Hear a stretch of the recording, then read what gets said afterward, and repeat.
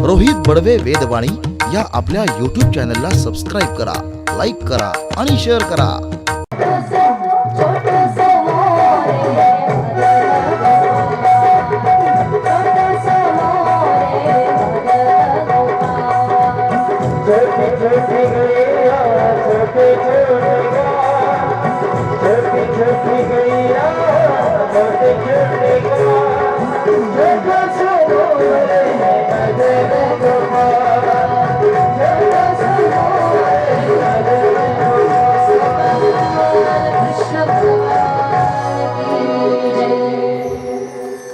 भगवान कृष्ण सुंदर प्रकारे वनामध्ये गेले आणि आपल्या गायांना चारतायत। एके ठिकाणी एक बासरी वाजवणारा बसला होता। भगवान गेले, म्हटले मला पण बासरी वाजवायला शिकायची आहे। हातात बासरी घेतली, सरस्वती मातेला प्रार्थना केली की हे माँ, माझ्या बासरीमध्ये सूर भरवून दे। मातेने प्रार्थना स्वीकार केली। जसं भगवंताने ती बासरी आपल्या ओठावर धरली, त्याचबरोबर ती बासरी एवढी गोड वाजू लागली। तो बासरी वाजवणारा तो व्यक्ती भगवंताच्या पाया पडू लागला। महाराज, अशी बासरी तर मी कधी ऐकलीच नाही। मला असं वाटतं ही बासरी वाजवली जात नाहीये, ती बासरी वाजली जाते। एवढं सुंदर असं ते रूप भगवंताचं पाहून सगळं चराचर मोहित होतं। ती बासरी आज भगवंताची शोभा वाढवू लागली। बाल गोपाळांना घेऊन भगवान कृष्ण यमुना माईच्या किनाऱ्यावर गोचारण लीला करतात। गो मातेची सेवा करणारे, गोभक्त असणारे भगवान कृष्ण। गो मातेची महिमा अपरंपार आहे महाराज, आणि ही महिमा जर आपल्या जीवनाला माहित नसेल तर व्यर्थ आहे जीवन। शास्त्र सांगते की गो मातेची महिमा ऐकायची असेल ना, तर गाईचं जे गोबर आहे ना, गाईचं शेण, पहिली त्याची महिमा ऐकायला घ्या। शेणाची एवढी महिमा आहे तर गाईच्या दुधाची काय असेल, मग कल्पना करू शकत नाही, एवढी महिमा समोर येते। एके दिवशी असं झालं, सगळे देवी देवता, जे 33 कोटी देव आपण ज्याला म्हणतो ना, 33 कोटी म्हणजे 33 करोड नाही बरं का, 33 प्रकारचे देव, एकादश रुद्र, द्वादश आदित्य, अष्टवसु आणि अश्विनी कुमार दोघं, एक असे मिळून 33 प्रकारचे देव आहेत, जे की भगवती गोमातेच्या पूर्ण अंगामध्ये निवास करतात। ब्रह्मा विष्णू महेश्वर सगळे देवता गोमातेमध्ये येऊन राहतात। सगळ्यांना आवाहित केलं आणि सगळे जण येऊन राहू लागले। भगवान विष्णू माता लक्ष्मीलाही सांगतात की हे लक्ष्मी, तू चल जरा गोमातेमध्ये तू निवास कर, तुझी शोभा वाढेल गोमातेमध्ये राहिली तर। बघा, माता लक्ष्मी आपली आईच आहे, परंतु गोमातेची महिमा सांगण्याकरता पुराणांनी ही कथा सांगितली। माता लक्ष्मी, सगळे लोक गोमातेमध्ये राहायला गेल्यानंतर माता लक्ष्मी एकटी पडली। ती म्हणते आता मी एकटी काय करू राहून, मी पण जाते गोमातेमध्ये राहते। माता लक्ष्मी गेली, म्हणे हे माते, हे गोमाता, तुझ्यामध्ये मला राहायचं आहे, मला सांग बरं मी कुठल्या भागात राहू। गोमाता म्हणते आता काय सांगू देवी, सगळ्या देवता देवी जेवढे लोक आले सगळ्यांनी सगळी जागा पूर्ण केली, माझ्यामध्ये राहण्यासाठी जागाच उरली नाही आता, तरी बघ ना काहीतरी असेल। गोमाता सांगते लक्ष्मीला की हे देवी लक्ष्मी, आता माझं एक शेण फक्त शिल्लक आहे, गोबर आहे ना, त्या गोबर मध्ये अजून कोणतीच देवता राहिलेली नाही, तुला जमत असेल तर माझ्या शेणात राहा। महाराज, तेव्हापासून भगवती लक्ष्मी, साक्षात लक्ष्मी, ती धनलक्ष्मी माता गोमातेच्या शेणामध्ये राहते, गोबर मध्ये राहते। मग तुम्ही विचार करा, आज आपल्या घरात कोणाच्याच घरात शेण नाही महाराज। शेणानं सारवून घेणं म्हणजे साक्षात लक्ष्मी घरात आणणं आहे, आणि आपण शेणाला बाहेर केलं आणि काय काय काय काय डिझाईनची फरशी लावली महाराज।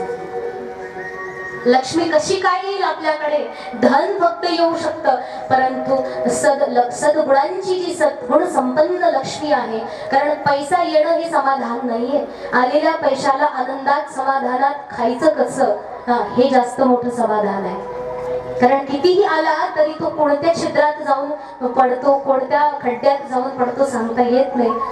कारण की आपल्या एवढे मोठे मोठे खड्डे, एवढे मोठे मोठे खिसे, कितीही संपत्ती आली तरी त्याच्यामध्ये बसते बरोबर, तरी खिसा मोकळा असतो। पण भगवती लक्ष्मी जी आहे साक्षात सद्गुणांची धन आहे आणि ही लक्ष्मी आपल्या घरात आणायची असेल तर आपल्याला पहिलं गोमातेचं गोबर आणलं पाहिजे। आणि तसंही एका ठिकाणी शास्त्रानं सांगितलं की ज्या घरामध्ये कधीच गाईचं शेण पडलं नाही, कधीच म्हणण्यापेक्षा दररोज बरं, घरामध्ये दररोज गाईचं शेण पडलं पाहिजे, म्हणजे अंगणात एक तरी गाय पाहिजे, एक तरी गाय अंगणात पाहिजे, तिचं शेण तिचं गोमूत्र आपल्या अंगणात पडलं पाहिजे। ही अपमानाची नाही स्वाभिमानाची गोष्ट आहे। आणि मग ज्या घरामध्ये दररोज गाईचं शेण पडत नाही, ज्या घरामध्ये कधी कधी साधू संतांचं चरण पडत नाही आणि ज्या घराच्या अंगणामध्ये तुळशी नाही, महाराज ते घर नाही स्मशान आहे। मग तुम्ही विचार करा, तुम्ही घरात राहता की स्मशानात राहता? आणि स्मशानात कोण राहतं? भूत राहतात माणूस। आणि आपलं घर नसून जर स्मशान आहे तर आपण कोण आहोत? मग मी काही असं म्हणत नाही तुम्हाला, तुम्ही तुमचं ठरवा। गोमाता एवढी दिव्य आहे, जसं शेण एवढं दिव्य आहे आणि औषध गुण तर एवढा आहे महाराज की सांगता येणार नाही। दुधामध्ये, गाईच्या स्पर्शामध्ये, गाईच्या सहवासामध्ये, प्रत्येक गोष्टीमध्ये गोमातेनं परिपूर्ण असं औषध भरलेलं आहे। म्हणून गोमातेची निरंतर सेवा केली पाहिजे, हा संदेश भगवान श्रीकृष्ण आपल्याला इथे देतात। गोमातेचं पालन केलं, गोपालन करता करता भगवंताने अनेक असुरांना मारलं। असुरांची नावं मला वाटते तुम्ही या कथा ऐकल्या असतील खूप, त्यामुळे जे नाही ऐकलं ते मी सांगायचा प्रयत्न करते। जे ऐकलेलं आहे त्याला फक्त नाव घेऊन पुढे चालते। भगवान परमात्म्याने अनेक असुरांना मारलं, ज्यामध्ये वत्सासुर आहे, एक बछडाच बनून आला होता। भगवान म्हणले हा बछडा आपल्यात नव्हता, आपल्या बेरजेतला नाही, कोण आहे? मग देवानं त्याची शेपटी धरली, गरगर फिरवलं आणि त्याला मारलं। तो राक्षस मेला, पण बाकीचे सगळे बालगोपाळ म्हणले पाप झालं, पाप, ब्रह्महत्येचं पाप, काय करायचं मग? आणि गंगा स्नान करायचं, पण इथे गंगा नाही यमुना आहे, मग काय करायचं? म्हणे गंगेला जावं लागेल। ते म्हटले काही चिंता करू नका, आपण गंगेलाच इथं घेऊन येऊ। भगवान परमात्म्याने गंगेला प्रकट केलं आणि तिथे जी मानसी गंगा स्थापित केली, सगळ्यांनी स्नान केलं। ती मानसी गंगा आजही ब्रजामध्ये आहे। जेव्हा गोवर्धन परिक्रमा करतो तेव्हा मानसी गंगेचं दर्शन आपल्याला त्या ठिकाणी होतं।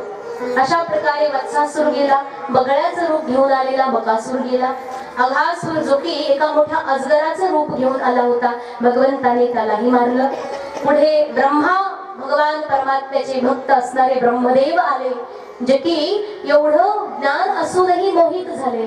त्यांनी पाहिलं एक दृश्य भगवान परमात्मा करतात, इकडे कथा पुढे चालली, म्हणतात पाहिलं सगळे सवंगडी थकून गेले, पुढे आले, म्हणते लाला खांदी भार पोटी भूक, काय खेळायाचे सुख। आता खांदी भार आहे, सगळा भार घेतलेला आहे, पोटामध्ये भूक आहे, आता खेळायला काही सुख मिळत नाही, आता खेळ खेळला पाहिजे, भगवान आता जेवण केलं पाहिजे। म्हणून भगवान परमात्म्याने सर्वांना अर्धवर्तुळाकार आकृतीमध्ये बसवलं, म्हणे आपले डबे काढा।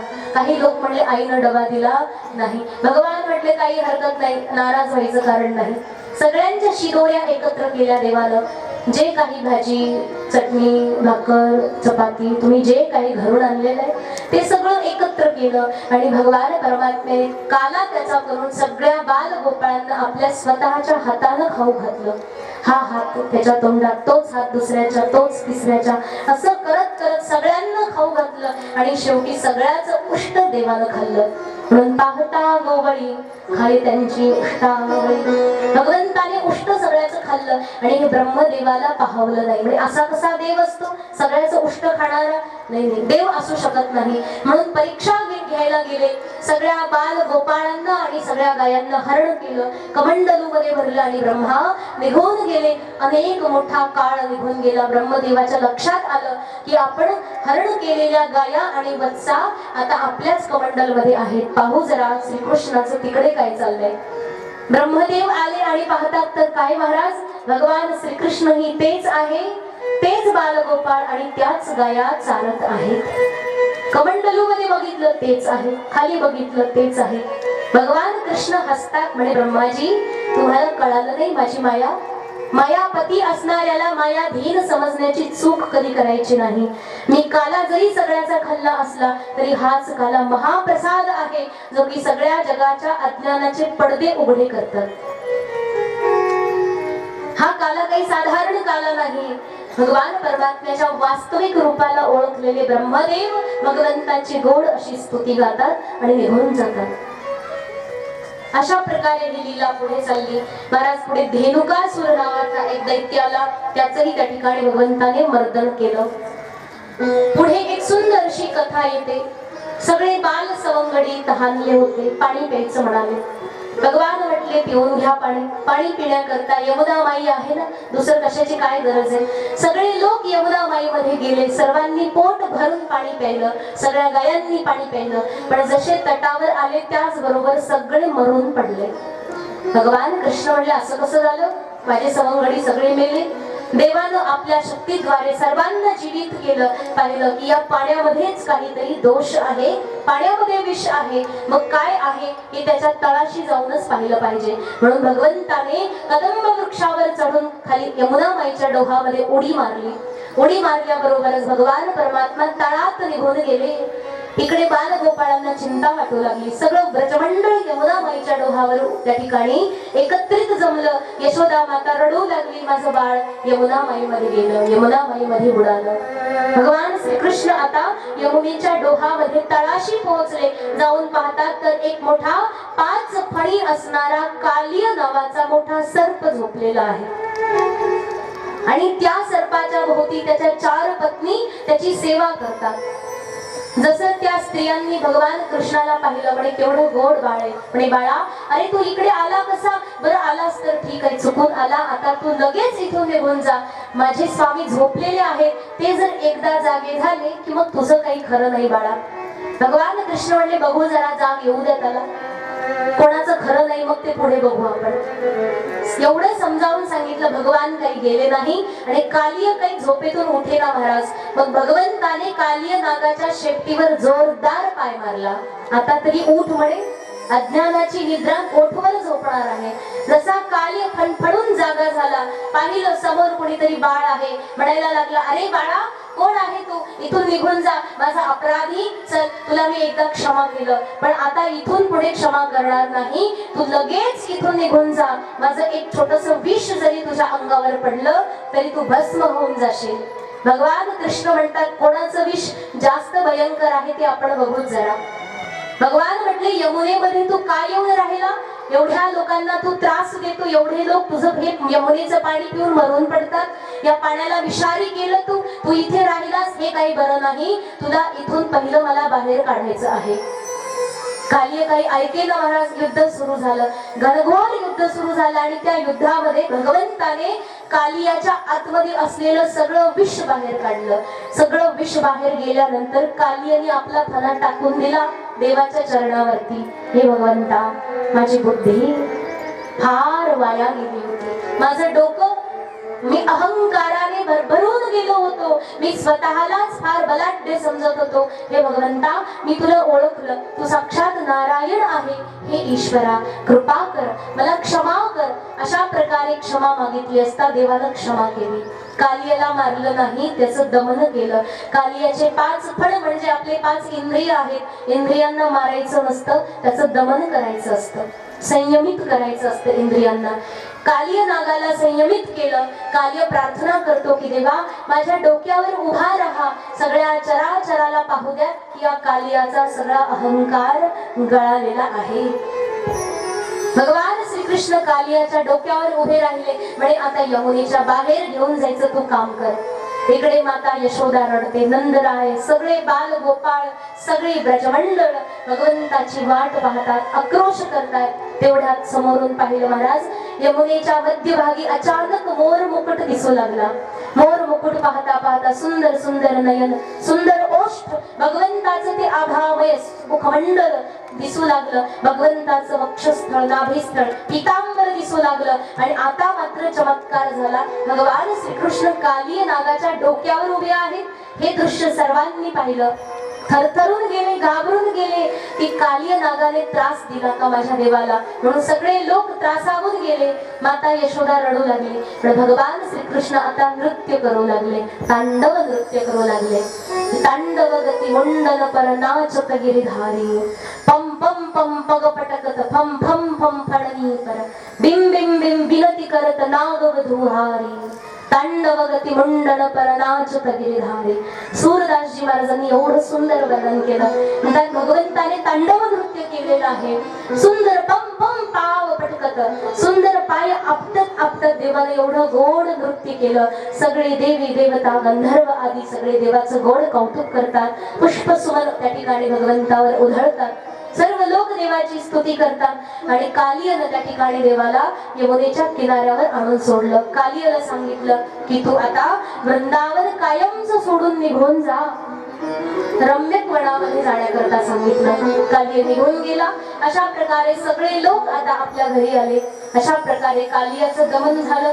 सुंदर सुंदर अशा कथा या ठिकाणी शुक महाराज राजा परीक्षिताला सांगतात. एवढा गोड माझा भगवंत आहे, एवढा गोड त्याच्या लीला आहेत. आहा महाराज, ऐकून असं वाटतं ऐकतच राहावं. अशी गोड लीला जी कधीच संपू नये. खरंच महाराज, देवाची कथा अशी गोड आहे. आणि त्या कथेची गोडी केवळ आपल्याला नाहीये, या ब्रजामध्ये असणाऱ्या सर्व एक एक भक्ताला भगवंताच्या कथेची गोडी आहे. भगवंताच्या भेटीपेक्षा त्याच्या भक्ताच्या भेटीमध्ये भक्ताला जास्त आनंद वाटतो. कारण की भगवंत भेटला तर त्याचं दर्शन होईल फक्त, पण त्याच्याविषयी त्याच्याच जवळ काय चर्चा करायची. मग त्याची चर्चा आपल्यासारख्याच एखाद्या वेड्या माणसाजवळ केली. तोही वेडा, मीही वेडा, वेडा झालो वेडी यांच्या गावा गेलो. संत मंडळी उगाच वेडे झाले नाही महाराज. वेड लावणारा आहेच एवढा मोठा शक्तिशाली. भगवान श्रीकृष्ण अत्यंत सुंदर प्रकारे लीला करत असताना त्यांचं ते गोड माधुर्यपूर्ण रूप पाहून सगळ्या गोपिका भगवंतावर भाळून गेल्या. भगवंताने पुढे जसं दावानल अग्नी जो आहे तो त्या ठिकाणी दावानल भगवंताने प्राशन केलेला आहे. अनल भगवंत परमात्मा अग्नी पिऊन घेतात. जसं दावानल म्हणजे वनाला लागलेला वणवा भगवंत पिऊन घेतात महाराज. आग काय सरबत आहे का पिऊन घ्यायला, का पाणी असंच पिऊन घेतलं देवाला. म्हणतात देवाला काही शक्य नाही, सगळं करू शकतो. कारण की पुरुष सुक्तामध्ये एक मंत्र आलेला आहे ना, की सूर्य आणि चंद्र हे दोघे भगवंताच्या डोळ्यातून आलेले आहेत. मुखाद अग्निर जायत, कोण कुठून आला ते सांगितलं. त्यात सांगितलं की मुखामधून अग्नी जो आहे ना तो देवाच्या मुखामधून प्रकट झालेला आहे. मग त्याच मुखामध्ये त्याच मुखानं जर अग्नीला देवानं पिऊन घेतलं तर काय मोठी गोष्ट केली. सर्वथा सर्वेश्वर कर्तुम अकर्तुम अन्यथा कर्तुम शक्य असणारा माझा भगवंत, चराचराला मोहित टाकणारा, मोहामध्ये टाकणारा. सगळ्या गोपिका देवाची वाट बघतात की आहा उगाच तक्रार केली यशोदेकडं. आता सकाळपासून संध्याकाळपर्यंत केवळ कृष्ण कृष्ण म्हणून पाहावं लागतं, वाट पाहावी लागते की कृष्ण कधी येईल. भगवान कृष्ण जेव्हा सकाळी गाया चारायला घेऊन जातात तेव्हा सगळ्या गोपिका आपल्या दरवाजाच्या बाहेर येऊन बसतात की जाताना त्याला बघायचंय, किती गोड दिसतो. एके दिवशी महाराज एका गोपीकडे भगवान श्रीकृष्णाने चुकून असं बघितलं. भगवान काही बघत नाही कोणाकडे, पण एका गोपीकडे चुकून पाहिलं. पण महाराज भांडण पेटलं नाही इकडे. सगळ्या गोपिका एकत्र जमल्या आणि त्या गोपीला विचारतात, तू असं काय केलं होतं की तुझ्याच कडे फक्त त्याने पाहिलं, आमच्याकडे पाहिलं नाही. असं काय पुण्य केलं तू. एके दिवशी गोपिकांनी सगळ्यांनी मिळून त्या बासरी सोबत भांडण केलं की हे बासरी तू असं काय पुण्य केलं की भगवान कृष्ण तुला ओठावर ठेवतात, आपले छोटे छोटे छोटे छोटे हात छोटे छोटे बोट तुझ्यावरती नाचवतात. असं काय पुण्य तू केलं आहे. त्या बासरीला विचारतात. सगळ्या गोपिका भगवान परमात्म्याच्या दर्शनाकरता आतुर झालेल्या आहेत. सदा सर्वदा परमात्म्याच्या प्रेमामध्ये आकुळ व्याकुळ झालेल्या आहेत. जसं भगवान परमात्मा गाया घेऊन चालायला जातात तिथंच बसून त्या रस्त्याकडे एकटक वाट बघत बसतात की आता याच रस्त्याने कृष्ण माघारी येणार आहे. सगळं काम सोडून सगळ्या गोपिका फक्त देवाचीच वाट बघतात. प्यारे दर्शन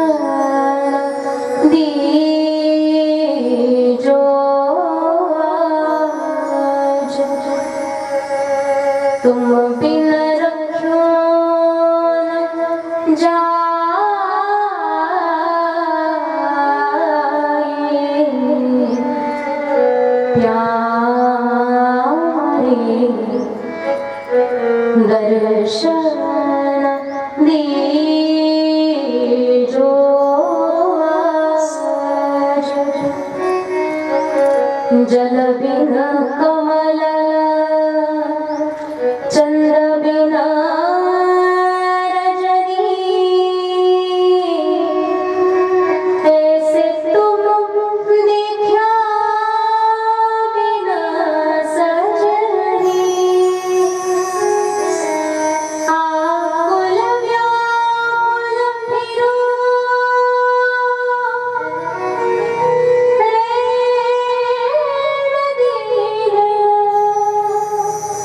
विरह कलेजो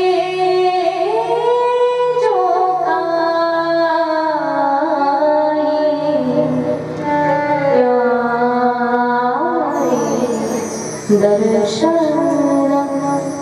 दीजो आज।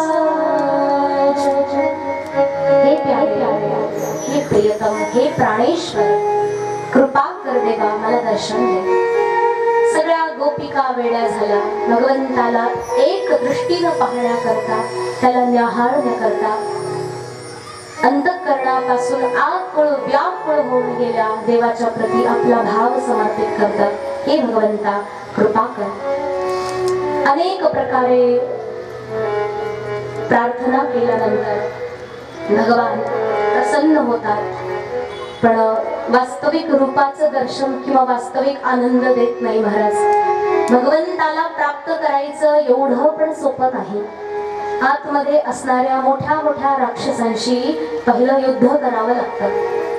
काम, क्रोध, मल, मद, मत्सर, जेवढे दोष मनामध्ये आहेत सगळ्यांसोबत युद्ध करावं लागतं। आणि यांच्याशी युद्ध केलं तरच परमात्मा मिळतो। यांच्यावर विजय प्राप्त केला तर परमात्मा मिळतो। पण यांच्यावर विजय प्राप्त करण्याकरता साधना काही अवघड नाही महाराज। भगवान परमात्मा सुंदर अशी वेणू वाजवतात, गोपिकांना साधना देतात की गोपिकांनो तुम्ही ही साधना पूर्ण करा, त्यानंतर आपण पुढचं पाहू। 3 प्रकारचे राग आहेत। पहिला दशमस्कंधाचा प्राण असणारा, दशमस्कंधाला तसंही या संपूर्ण भागवताचं मुख म्हटलेलं आहे ना, भगवंताचा प्राण आहे हा दशमस्कंध। आणि त्यामध्ये 5 असे स्तोत्र, असे गीत आहेत, एवढे गोड आहेत। त्याच्यामध्ये पूर्व राग, मिलन राग आणि विरह राग असे 3 गीत त्या ठिकाणी आहेत। पहिला जो पूर्व राग आहे भगवंताच्या भेटीच्या अगोदर त्याच्यावर असणारं प्रेम, राग म्हणजे क्रोध नाही बरं, राग म्हणजे प्रेम। त्याच्या भेटीच्या अगोदर गोपीच्या मनामध्ये जे प्रेम होतं तेच प्रेमाला व्यक्त करण्याकरता या ठिकाणी वेणू गीत गायलेलं आहे। ते साक्षात वेणूनं एक श्लोक गायलेला आहे। बर्हापीडं नटवरवपु कर्णयो कर्णिकारं बिभ्रद्वासं कनककपीशं वैजयन्तीं च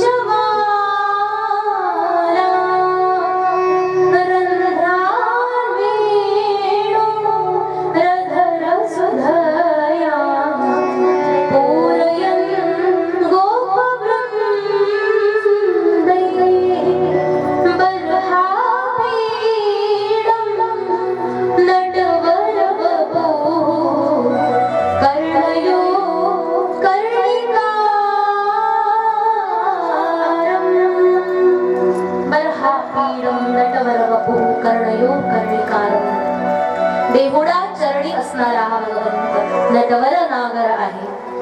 कानामध्ये सुंदर सुंदर कुंडल घातलेले आहेत। बिभ्रद्वास कनक कपिशम, सोन्यासारखं चमचम चमकते असं सुंदर पीतांबर अंगावर नेसलेलं आहे। वैजयंतीची माळ गळ्यामध्ये घातलेली आहे। रंध्राल वेणू अधर, आपल्या ओठांवरती वेणू वाजवणारे भगवान कृष्ण। संपूर्ण गोप आनंदित करतात.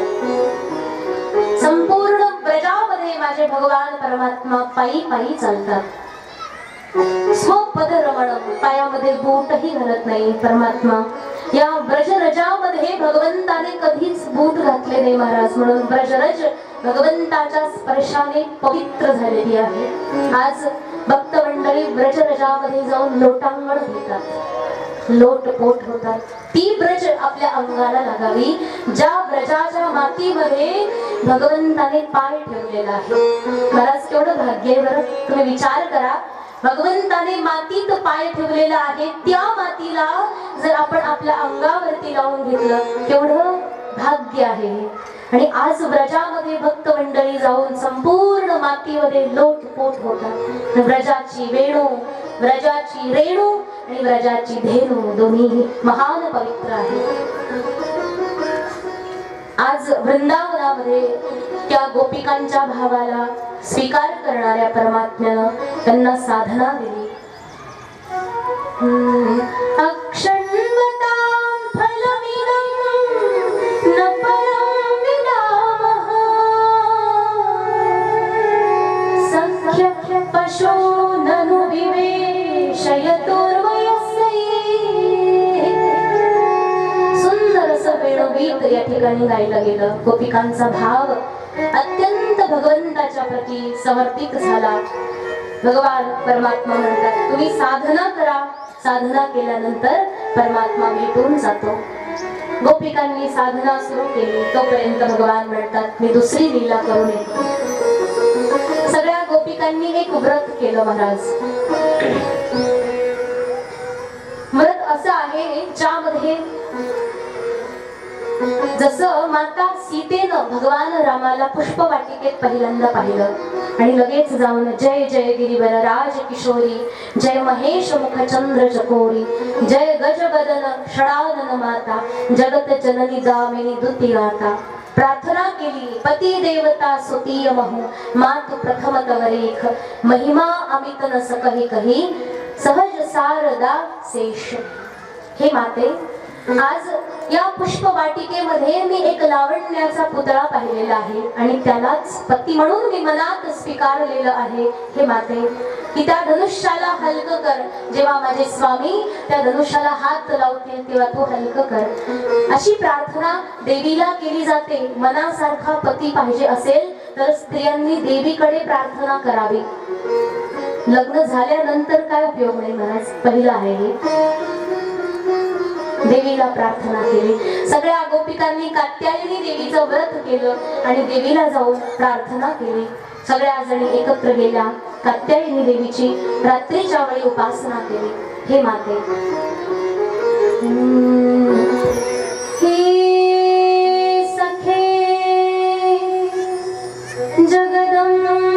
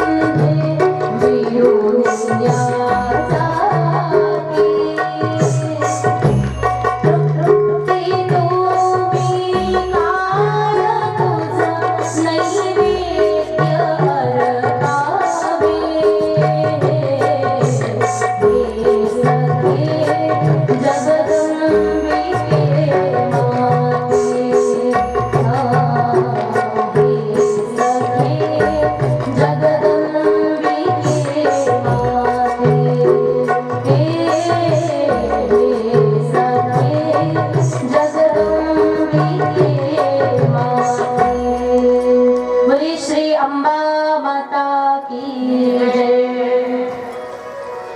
मातेला प्रार्थना केली की हे सखे, हे जगदंबिके, हे माते, कृपा करून कृष्ण आम्हाला पती म्हणून मिळवून दे. मातेची प्रार्थना केली. मा भगवती प्रसन्न झाली. पण अजूनही साधना करावी लागते महाराज.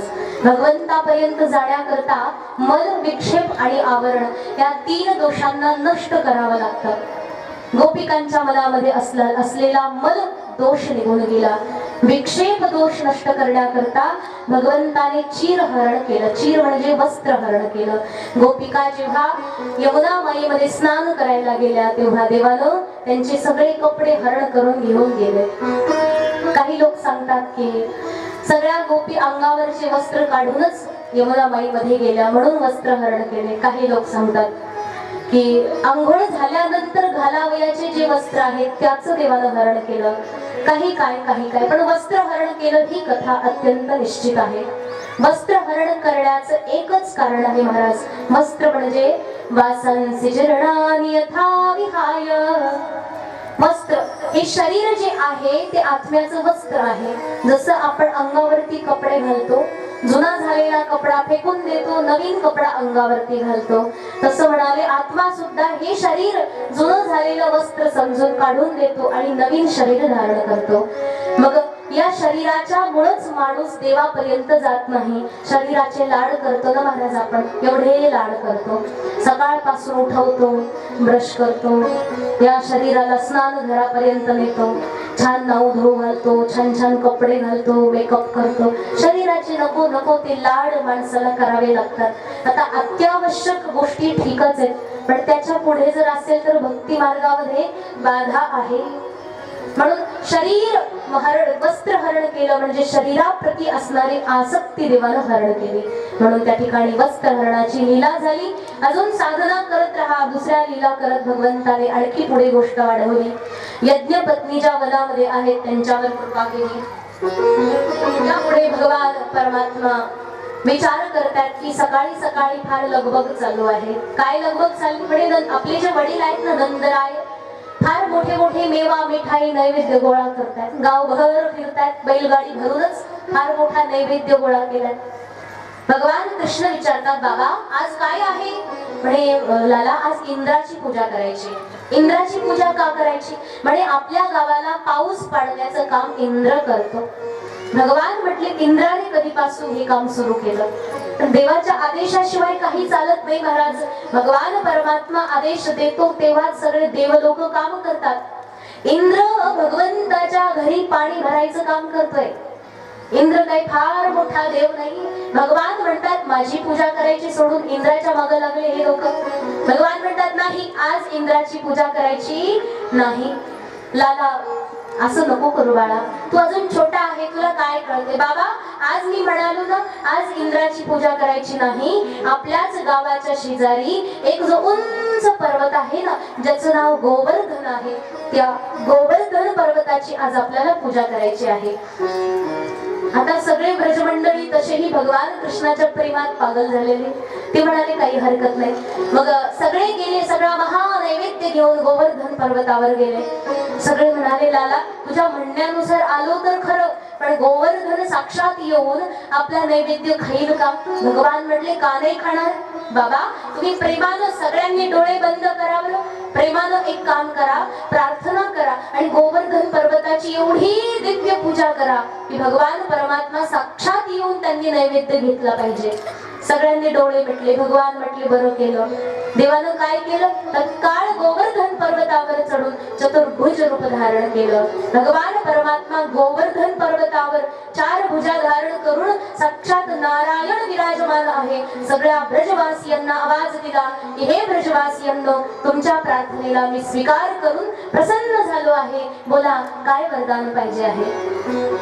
काही नाही महाराज अशीच कृपा दृष्टी आमच्यावर राहू देत.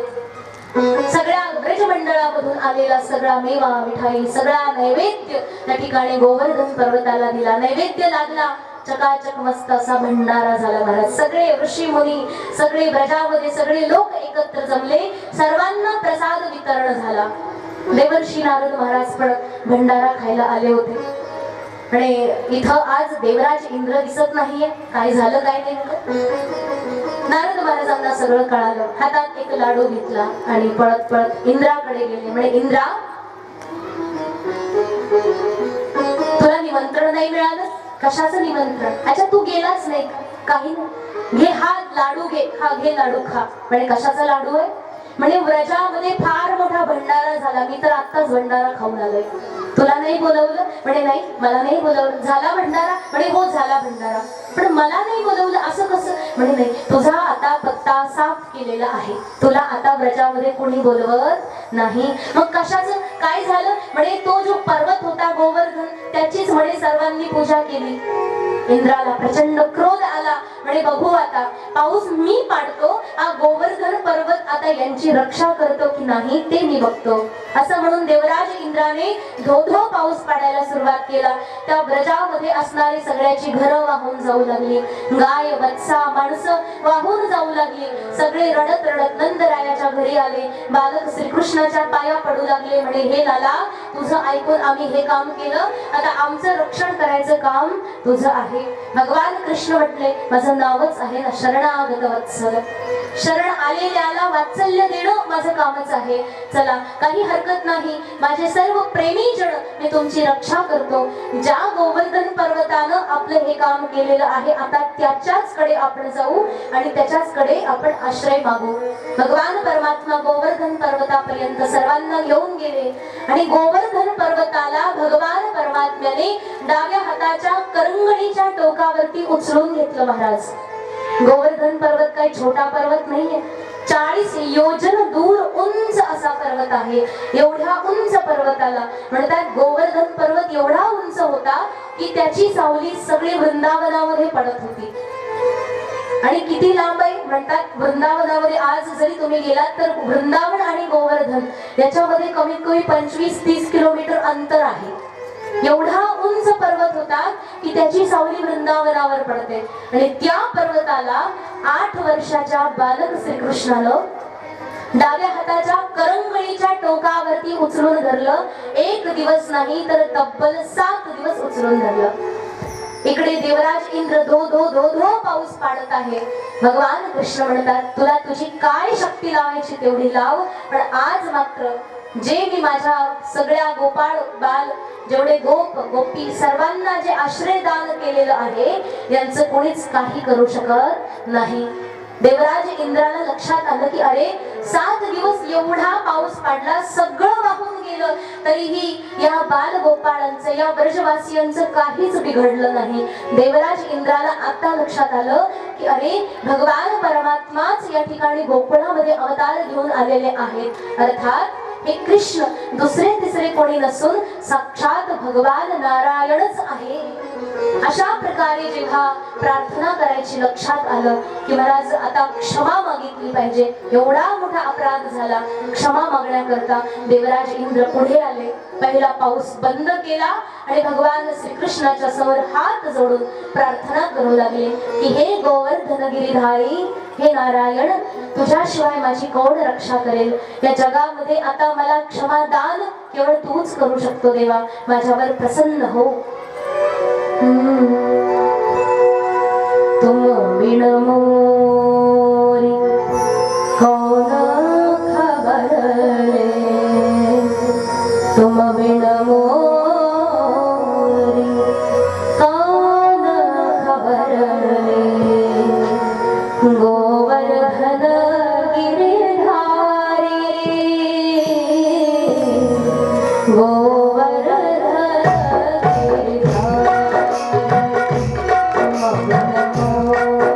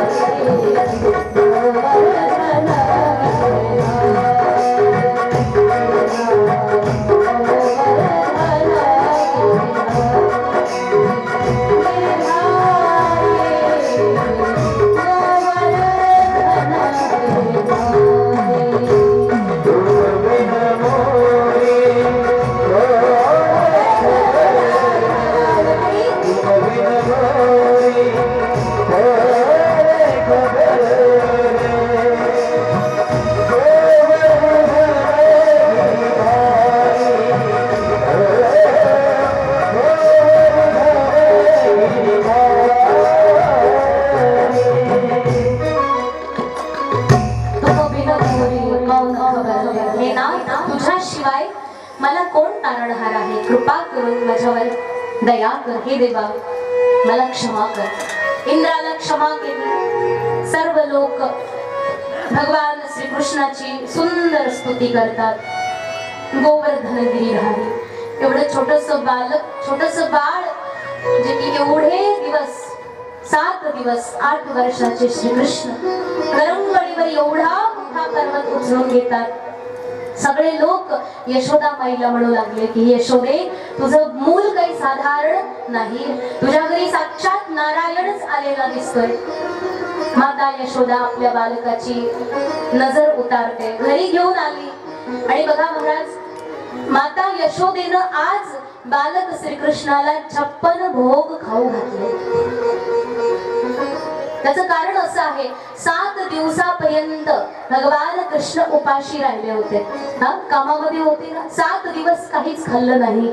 आणि माता यशोदा निरंतर आपल्या बाळाला दिवसातून खाऊ घालतच राहते. आणि मग सगळ्या प्रकारचे भोग त्या ठिकाणी एकत्रित जमवले आणि सगळे भोग एकाच दिवशी बालक श्रीकृष्णाला खाऊ घातले. अशा प्रकारे गोवर्धनाची पूजा झाल्यानंतर बालक श्रीकृष्णाला 56 भोग नैवेद्य त्या ठिकाणी माता यशोदेनं दिला.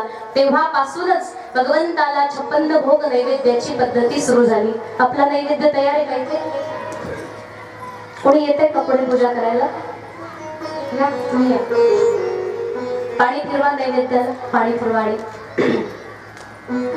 ओम सहस्रशीर्षा पुरुषः सहस्राक्ष सहस्रपाद स भूमिं विश्वतो वृत्वा अत्यतिष्ठद्दशाङ्गुलं पुरुष एवेदगुं सर्वं यद्भूतं यच्च भव्यम् उतामृतत्वस्येषानः यदन्नेनातिरोहति. बोले श्री गोवर्धन लाल की, कृष्ण कन्हैया लाल की, भक्तवत्सल भगवान की. अशा प्रकारे 56 भोग नैवेद्य खाल्ल्यानंतर भगवान संतुष्ट झाले. आता पुढची जी लीला आहे ती करायची आहे महाराज. श्रीमद भागवत कथेला फार मोठा गोड असं वळण या ठिकाणी येतं. भगवान श्रीकृष्णांनी सुंदर गोवर्धन लीला केल्यानंतर नंदबाबांच्या एकादशी व्रताचंही या ठिकाणी वर्णन आलेलं आहे. कशा प्रकारे ते एकादशी व्रत करतात आणि भगवंताने त्यांची कशी रक्षा केली याचंही वर्णन आलेलं आहे. पुढे आता गोपिकांचा तो भाव भगवंताने पाहिला की सगळीकडे गोपीला केवळ कृष्ण कृष्ण कृष्णच दिसत आहे. आता कृष्ण व्यतिरिक्त दुसरं काही दिसत नाही. जिकडे पहावे तिकडे, जिकडे पहावे तिकडे चतुर्भुज गोपाळू. गोपिकांचा भाव अत्यंत चरम सीमेवर आहे. हे भगवंता, सगळ्या प्रकारचे दोष निघून गेले, आता तुम्हाला दर्शन दे, आता मला प्रेम दे.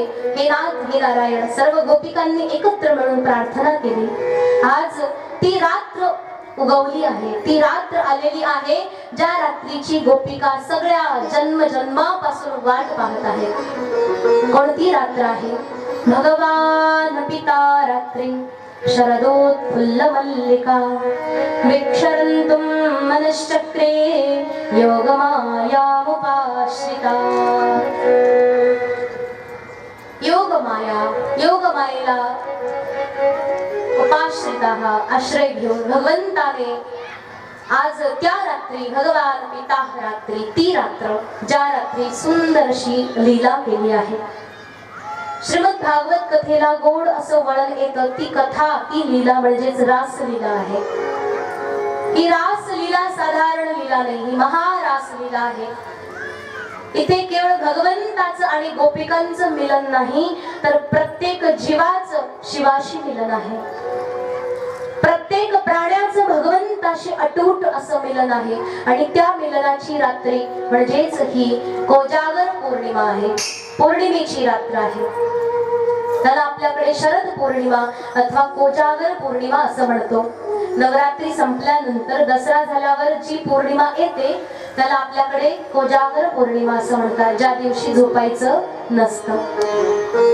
ती कोजागर ती ती जी पौर्णिमा आहे ती देवी बनून आपल्या द्वारामध्ये येते. कोण जागरते म्हणजे कोण जागा आहे, कोण जागा आहे, कोणी झोपलं आहे का? म्हणजे अज्ञानाच्या निद्रेमधून झोपलेल्या प्राण्याला जाग करण्याची ती रात्र आहे. ती उठा उठा जागे व्हारे आता, स्मरण करा पंढरीनाथा. त्या भगवंताचं स्मरण करण्याचं, त्या भगवंताचं भजन करण्याची वेळ आलेली आहे. सगळे उठा उठा. त्याच रात्री भगवान श्रीकृष्णचंद्र परमात्मा कदंब वृक्षावरती चढले आणि आज वेणू वाजवू लागले. आपल्याकडे बासरी आहे काय?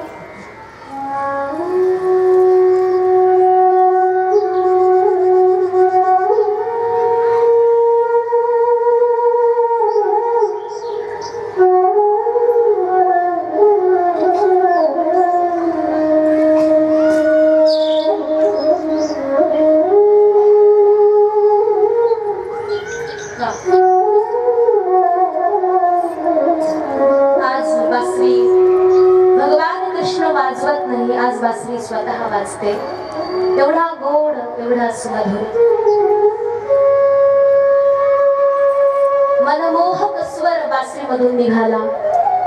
ज्या गोपिकांनी कात्यायनी देवीचं व्रत केलं होतं त्या सगळ्या गोपिकांच्या कानावरती हा ध्वनी ऐकू गेला. सगळ्या चराचराला मोहित करणारी ही भगवंताची बासरी आज भक्ताकडून सगळं काही घेऊन टाकत आहे. महाराज लक्षात ठेवा बरं का, ज्या भक्तावर देवाला कृपा करायची असते ना त्या भक्ताकडून देव सगळं काही हिसकावून घेतो, काहीच ठेवत नाही. त्या भक्ताला स्वतःच समर्पण देवाप्रती करावं लागतं की देवा माझं काही दिसतंय हे सगळं तुझं आहे. एवढंच नाही देवा मी सुद्धा तुझा आहे. या समर्पणालाच प्रेम असं म्हणतात महाराज. प्रेम आणि समर्पण हे दोघं एकमेकांचे परिपूरक शब्द आहेत, वैकल्पिक शब्द आहेत. गोपिकांचं अपार असं प्रेम भगवंताप्रती समर्पित आहे. गोपी सर्व भावाने देवाप्रती समर्पित आहे. बासरी ऐकू आली, ती बासरी सर्व गायांनी ऐकली, ती बासरी त्या गोपिकांनी ऐकली. आपल्या आहे त्या स्थितीमध्ये गोपिका स्तब्ध झाली जशी बासरी ऐकली. कोणी गोपिका शृंगार करते, एका डोळ्यामध्ये काजळ लावलं, दुसऱ्या डोळ्यात लावायचं विसरली. त्याच स्थितीमध्ये भगवंताकडे निघाली. एक गोपी साडी नेसत होती, उलट्या बाजूने साडी नेसली आणि पळत पळत पळत देवाकडे निघाली. एक गोपी आरशा समोर बसली आहे, कळेनाच शृंगार करू कसा. महाराज पाहते, आरशामध्ये पाहते, स्वतःच चित्रच दिसेना. महाराज स्वतःला पाहायला गेली आणि आरशामध्येही कृष्णच दिसतो. काय प्रेम आहे की स्वतःमध्येही कृष्ण दिसतो. आरशामध्ये कृष्ण दिसला म्हणून गोपीनं कृष्णाप्रमाणेच स्वतःला नटवलं. डोक्यामध्ये मोर मुकुट घातला, हातामध्ये बासरी घेतली, पीतांबर नेसलं, सुंदर काजळ डोळ्याला लावलं, कस्तुरी तिलक कपाळाला लावला आणि गोपी बासरी ऐकू येते त्या दिशेनं पळत सुटली. एक गोपी शृंगार करते, पाहते कुंकू कुठे लावू. लक्षात आलं की कुंकू डोळ्यामध्ये लावायची वस्तू आहे म्हणून घेतलं आणि डोळ्याला लावलं. काजळ घेतलं आणि कपाळाला लावलं. आता विचारते हळद कुठे लावू. गोपी एवढ्या प्रेमामध्ये अकंठ बुडाली. कृष्ण कृष्ण केवळ कृष्ण. संपूर्ण सर्वांग अंगावरचे रोम रोम केवळ कृष्ण कृष्ण नावाचं जप करतायत. कृष्णामध्ये तल्लीन झालेल्या सर्व गोपी आहे त्या स्थितीमध्ये. कुणी आपल्या बाळाला स्तनपान करते, कुणी आपल्या पतीची सेवा करते, कुणी सासू सासऱ्यांची सेवा करते, कुणी जेवण बनवते, कुणी गोपी गाईची धार काढते. त्या सगळ्या स्थितीमध्ये सगळं काही टाकून जागच्याच जागी सगळं सोडून गोपी तत्काळ भगवंताच्या भेटी करता निघाली. या गोपिकांना भगवान नारदजी महाराज जार असं म्हणत नाही, जाराळावी नाही. महाराज जार म्हणजे व्यभिचारिणी बुद्धी आहे. जशी एखादी स्त्री आपल्या पती व्यतिरिक्त दुसऱ्या पुरुषाचं चिंतन करते तर त्याला व्यभिचारिणी असं म्हटलं जातं. लोक म्हणतील की गोपीचा आधीच एक पती आहे आणि ती कृष्णाला पती म्हणते. महाराज हे प्रेम, हा संबंध, हे नातं अलौकिक आहे. लौकिक दृष्टीने याला पाहू नका. भगवान कृष्णाकडे एवढं सामर्थ्य आहे की गोपी आज आपल्या घरी जशा स्थितीमध्ये आहे तसेच काम पण करते, पण तीच गोपी आज भगवंताच्या भेटी करता पण निघाली आहे. बघा महाराज, दोन्हीकडे गोपी आहे, हे सामर्थ्य भगवंताचं आहे. ज्या गायीनं भगवान कृष्णाची बासरी ऐकली, जी दूध देते दूधच देत राहिली, जी आपल्या वासराला दूध पाजते ती दूधच पाजत राहिली, जी गाय घास चरते ती घास चरत राहिली. एका गायीच्या तोंडामध्ये घास होता, तो घास ना तिला गिळता येतोय ना तिला थुंकता येतोय, जागी स्तब्ध झाली. एवढी मनमोहिनी बासरी ऐकल्यानंतर महाराज, असा कोण व्यक्ती आहे जो स्वतःला हरवून भगवंताचा होणार नाही?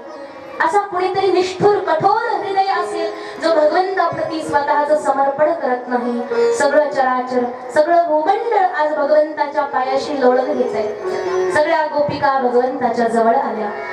भगवान श्रीकृष्ण स्वागत करतात.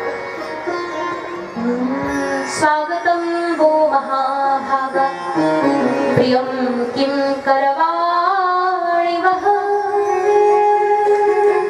स्वागतम हो महाभागा, हे महाभागा. गोपिकांना महाभागा म्हटलं. महाभागा म्हणजे ज्यांचं फार थोर असं भाग्य आहे, ज्यांच्या घरामध्ये सर्व काही संपन्न आहे, अशा स्त्रियांना महाभागा म्हटलं जातं. स्वागत केलं. आता बोला, तुम्ही एवढ्या रात्री इथं कशा काय आल्या, आणि बरं मी तुमच्यासाठी काय करू, असं देवाला विचारलं. गोपी विचार करते, महाराज असं कुठे असतं? तुम्ही स्वतः मला बोलावलं, स्वतः आम्हाला बोलावून घेतलं, आणि आता विचारतात की इथे कशाला आल्या. बघा महाराज, जर एखाद्या लग्नामध्ये, एखाद्या घरातल्या कुठल्या तरी कार्यक्रमासाठी तुम्हाला आग्रहाचं निमंत्रण आहे आणि तुम्ही निमंत्रणाला मान देऊन त्या घरी पोहोचले, तिथल्या घर मालकाने तुम्हाला म्हणावं, बोला कशाला आलात, तुम्हाला बरं वाटेल का? एवढं निमंत्रण आग्रहाचं दिलं आणि वरून म्हणायचं कशाला आलं. गोपी म्हणते, देवा तू असं काय म्हणतो, बासरी वाजवून वाजवून तू मला बोलावलं आणि आता म्हणतो कोणा कशाला बोलावलं, कशाला आला? आता ज्या करता आलो आहे ते पूर्ण कर देवा. भगवान म्हटले, गोपी घरी जा. रात्रीच्या वेळी स्त्रियांनी असं बाहेर फिरणं चांगलं नाही. भगवान कृष्ण जसं असं म्हणतात, गोपी म्हणते आता तुझं ज्ञान थोडं बाजूला ठेव, आम्ही ज्या करता आलो आहे ते प्रेम तू आम्हाला दे. भगवान कृष्ण अनेक प्रकारे समजावतात, गोपी ऐकत नाही. शेवटी महाराज भगवंताने यमुना माईच्या किनाऱ्यावर रासमंडल स्थापित केलं आणि त्या रासमंडळामध्ये भगवंत स्वतः मध्यभागी उभा राहून सगळ्या गोपिकांना नाचवू लागले. मध्यभागी भगवंत आहे आणि सगळ्या गोपिका बाजूला नाचतायत. भगवंतासोबत नाचणारी, नृत्य करणारी, ती भगवंताची आल्हादिनी, भगवंतापासून अभिन्न असणारी ती शक्ती म्हणजे भगवती श्री राधाराणी भगवंतासोबत नृत्य करते. सगळ्या गोपिका देवासोबत नृत्य करतात. पण महाराज, देवानं बघितलं की माझ्या भक्ताच्या मनामध्ये अभिमान आलेला आहे. कशाचा अभिमान? सौभाग्याचा.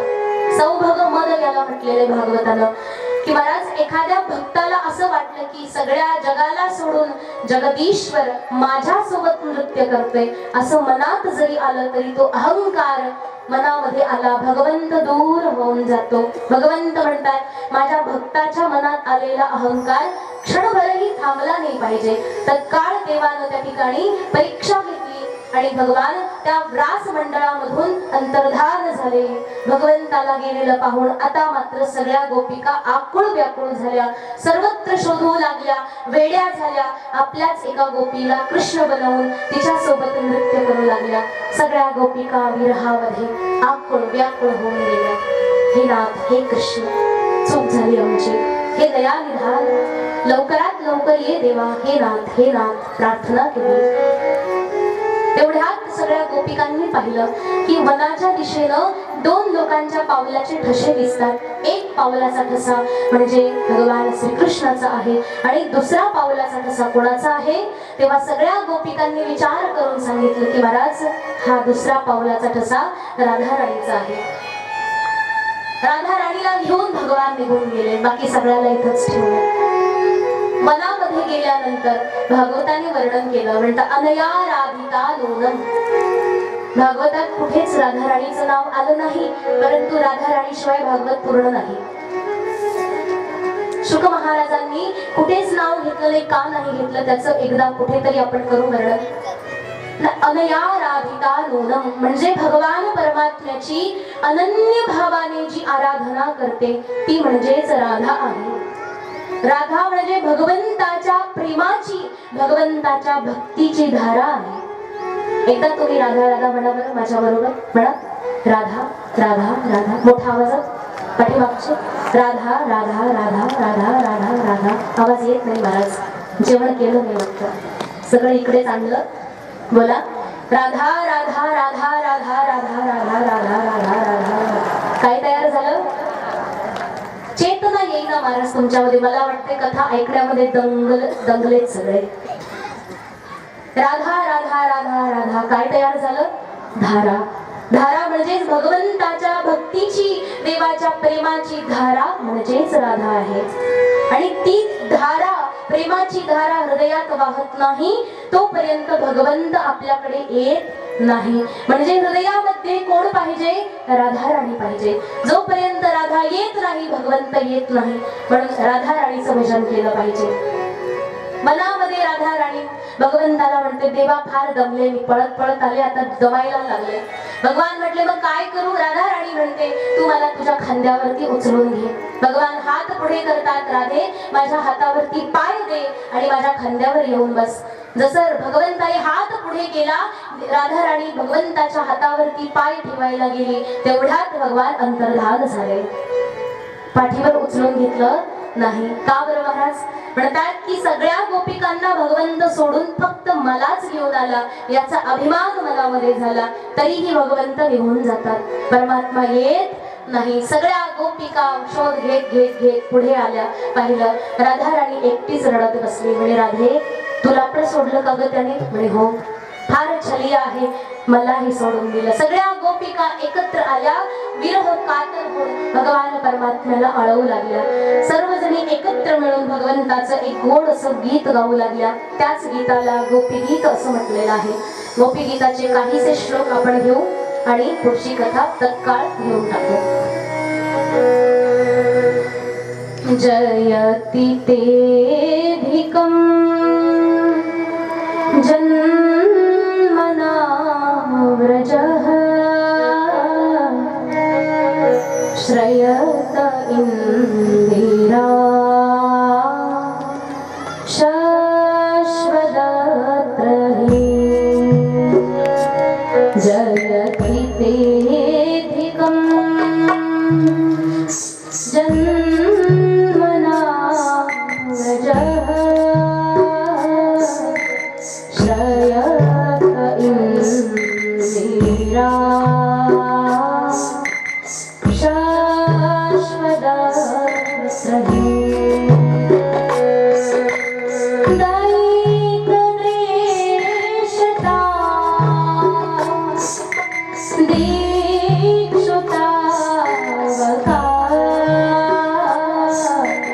त्वयि धृता सर्व त्वां विचिन्वते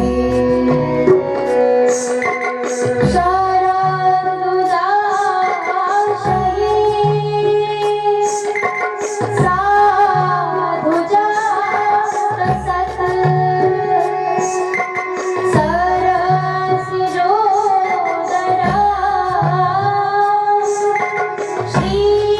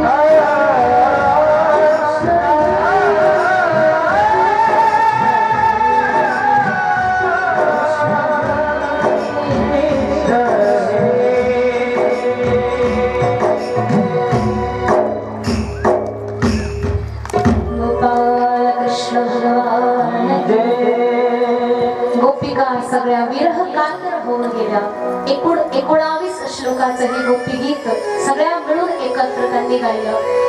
जयति तेधिकम जन्मना व्रज, ज अक्षराने प्रारंभ झाला. दग्ध अक्षर आहे, मनातला विरह भाव, प्रेम भाव गोपीनं शब्दात देवासमोर मांडला की हे भगवंता, तू आला व्रजामध्ये जन्म घेऊन, जन्मना व्रज. हे नाथ, हे ईश्वर, आम्हा सर्व लोकांना अनेक संकटातून तू वाचवलं देवा. विषजलात, पेयात, व्याल राक्षसात, अनेक राक्षसांपासून, विषापासून, अनेक प्रकारच्या संकटातून तू आम्हाला वाचवलं. आता अशा मोठ्या संकटात टाकून कसा जातो देवा? कृपा करून दर्शन दे हे नाथ, हे नारायण, दर्शन दे देवा. गोपिकांचा आर्त भाव ऐकून भगवान परमात्मा प्रकट झाले. गोपिका सर्वांच्या चेहऱ्यावर अपार प्रसन्नता, अपार आनंद, आनंद मालवेना एवढा आनंद गोपिकांना झाला. सर्व गोपिका एकत्र मिळून भगवान परमात्म्याची क्षमा मागतात. हे नाथ, कृपा करून आता तरी आमची इच्छा पूर्ण करून दे.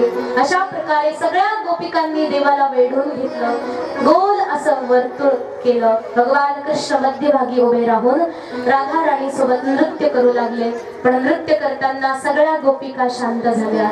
कृष्ण, तो केवळ राधेचा आहे का, आमचा नाही का? भगवंताने भाव ओळखला आणि सर्व गोपिकांच्या जवळ भगवान कृष्ण वेगळं वेगळं रूप धारण करून उभे राहिले आणि सर्व त्या ठिकाणी रास मंडळामध्ये नृत्य करू लागले. आज संपूर्ण चराचर या रासलीलेमध्ये न्हावून निघालं. भगवान शंकर, भगवान विष्णू आणि भगवान ब्रह्मा तिघेही त्या रास मंडळामध्ये उपस्थित झाले. सर्व देवी देवता आकाशामध्ये सुंदर सुंदर नृत्य करतात, सुंदर सुंदर वाद्य वाजवतात. आज ब्रजामध्ये सुंदर अशी महारासलीला होत आहे. कोणाकोणाला रासलीलेमध्ये सहभाग घ्यायचा आहे? दांडिया आणल्यात कोणी कोणी? कोणीच दांड्या आणल्या नाही. मग काय महाराज, दांडकं पाहिजे का? मग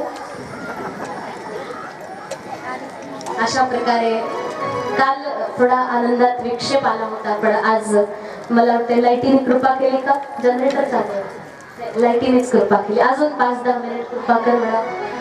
ज्यांना कुणाला नृत्य करायचे उठून उभे राहा. सगळेच उभे राहिले तरी हरकत नाही महाराज, नाहीतर तुम्ही म्हणणार हे असे महाराज आहेत नाचायला लावतात. काही म्हणतात नाचायलाच लावत नाही. काही करा महाराज, बोललं जातं, पण हरकत नाही. आज रासलीला आहे, सर्वांनी उभा राहून निदान टाळी तरी वाजवा. ज्यांना नृत्य करायचे त्यांनी नृत्य करा, पण दुसऱ्याला त्रास होईल असं काही करू नका. सगळेजण उभे राहा, पण आपली जागा कोणी सोडायची नाही.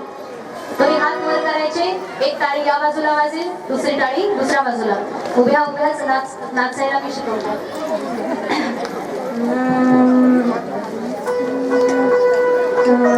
रास रचो हे, रास रचो हे,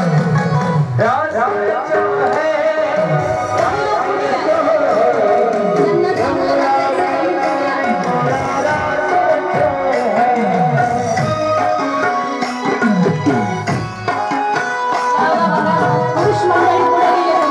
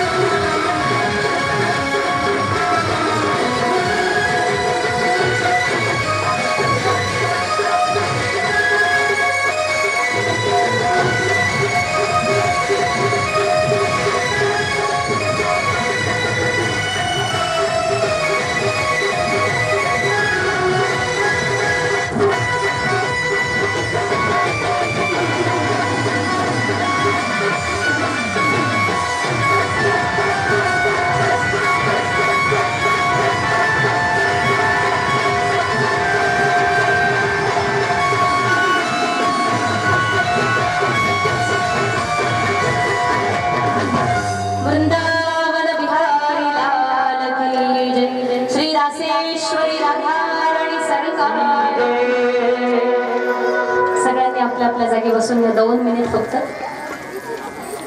पटपट बसून. आणि जसं तुम्ही बाकी लग्नाला वऱ्हाडाला जातात ना, नटून थटून छान असं असं जायचं. आणि जाताना काय नेतात आहे काही नेतात देवाचे वऱ्हाडी एवढे साधे भोळे पदार्थ. तर तुम्हाला जे शक्य आहे देवाला आहेर करा बरं. अशा प्रकारे भगवान परमात्म्याच्याच चरणी आजची झालेली ही सुंदर अशी गौड श्रीमद भागवत कथा 5व्या दिवसाची संपन्न झाली. 5 दिवस गेले महाराज. काही कळालं का?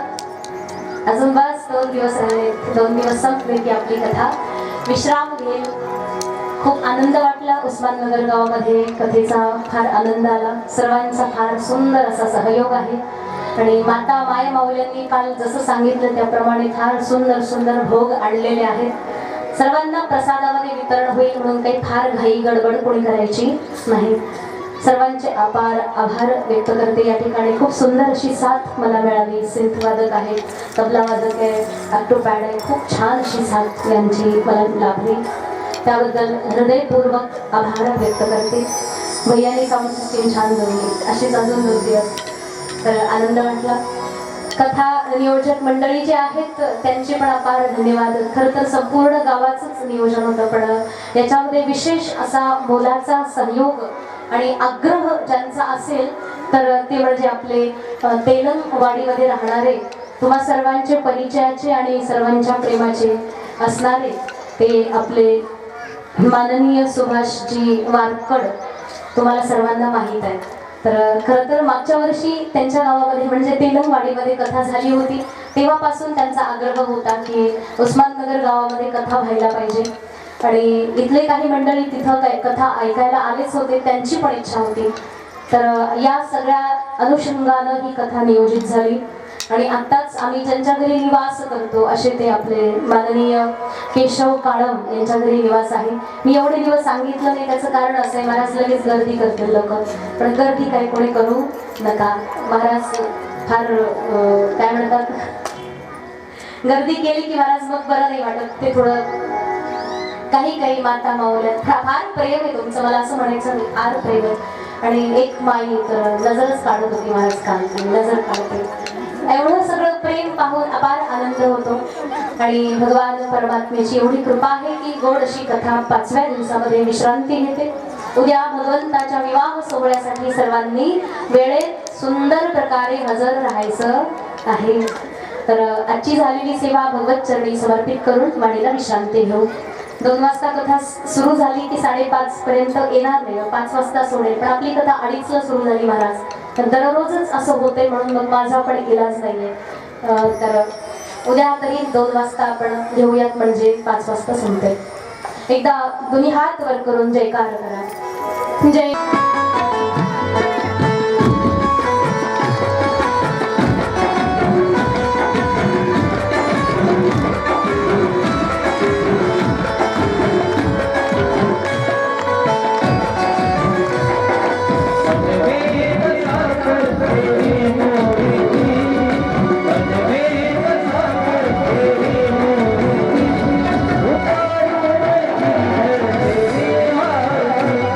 उतारू